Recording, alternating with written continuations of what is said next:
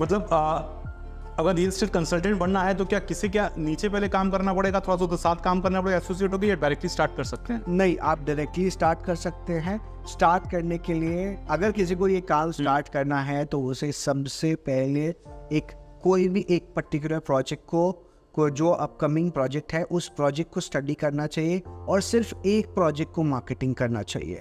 अच्छा। इससे दो चीज़ होता है, हम एक प्रोजेक्ट को अच्छे से स्टडी करते हैं, जब हमारे पास क्लाइंट आता है और हम उस क्लाइंट को लेके जाते हैं उस प्रोजेक्ट में दिखाने की ये चीज़ है, तो हमें समझ में आता है कि एज अ क्लाइंट जब वो एक घर का खरीदने आता है तो उसके कितने सारे सपने और बिल्डर क्या क्या कर रहा है उसके सामने।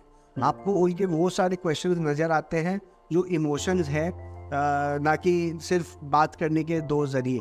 वो इमोशन से भरा क्वेश्चंस होता है और उसको आंसर करना बहुत इंपॉर्टेंट होता है। वही अपने को सिखा देता है कि ये काम कैसे होता है। यानी एक प्रॉपर्टी से लेके पहले काम को स्टार्ट किया जाए और उस पर पूरा फोकस किया जाए, पूरा फोकस वो एज अ पायलट प्रोजेक्ट लें ताकि उससे बहुत कुछ सीखने को मिले। करेक्ट। उसका पायलट प्रोजेक्ट ही लें अगर आप टेक्निकल भाषा में बात करें। सर वैसे आपकी यूएसपी क्या है? आप 4 साल से इस लाइन में, आपने कहा पहले आप बिल्डर से कंस्ट्रक्शन किया, आपकी यूएसपी क्या है?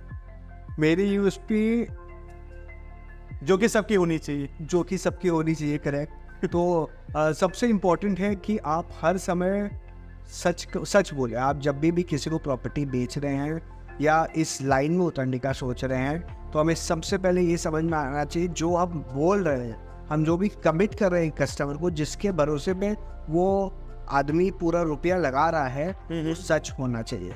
अगर हम सच के बुनियाद से काम करते हैं तो कहीं भी अगर कोई कारण से बिल्डर का फॉल्ट हो या कोई कारण से कस्टमर का फॉल्ट हो तो हमें संभालना बहुत इजी हो जाता है, क्योंकि इसमें आपकी एक छोटी से छोटी EMI भी 1.5-2 लाख की हो जाती है। तो उस समय अगर कहीं कोई कारण से डिले हो रहा है या कोई कारण से बिल्डर की तरफ से लेट हो रहा है और अगर आप हर समय सच के साथ थे तो आपको दोनों तरफ से एक अच्छा सॉफ्ट कॉर्नर मिलता है, जिससे आपको वेट मिलता है जब आप उस दोनों को सपोर्ट कर पाते हो।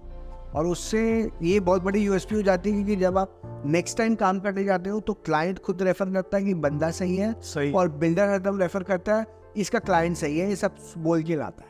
हाँ, क्योंकि मैंने देखा है रियल एस्टेट में सर कि बहुत ज़्यादा लोग झूठ भी बोल के निकल जाते हैं, जिससे लोग काफ़ी परेशान हो जाते हैं कि मतलब बोला ये था, वो नहीं दिया, ये बोला था। जी, आज की डेट में ये काफ़ी होता है, जबकि रेरा आने के बाद काफ़ी कम हो गया है।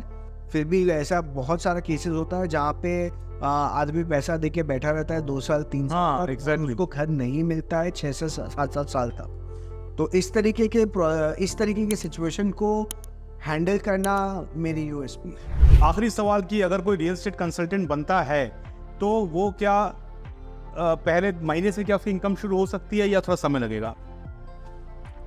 पहले महीने से इनकम शुरू हो सकती है 100%। जब मैं कर सकता हूँ तो आई एम श्योर जो भी कैपेबल यंग एंटरप्रेन्योर है वो भी कर सकते हैं, आराम से हो सकता है, क्योंकि फेसबुक पे सब कुछ है। चाहे फेसबुक हो, चाहे इंस्टाग्राम हो, चाहे अदर सोशल मीडिया प्लेटफॉर्म हो, इसमें सिर्फ आपने सही पोस्टिंग करनी है, सही कंटेंट डालना है और सही टाइमिंग रखना है।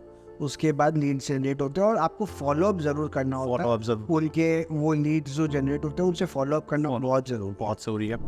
अगर आप इस वीडियो को पूरा देखना चाहते हैं तो हमारे चैनल चल जीनियस बिजनेस गाइड में जाइए और इस वीडियो को पूरा देखिए। उस वीडियो का लिंक हमारे डिस्क्रिप्शन बॉक्स में दिया गया है। और ऐसे ही अमेजिंग क्लिप्स देखने के लिए हमारे इस चैनल को जरूर सब्सक्राइब करें।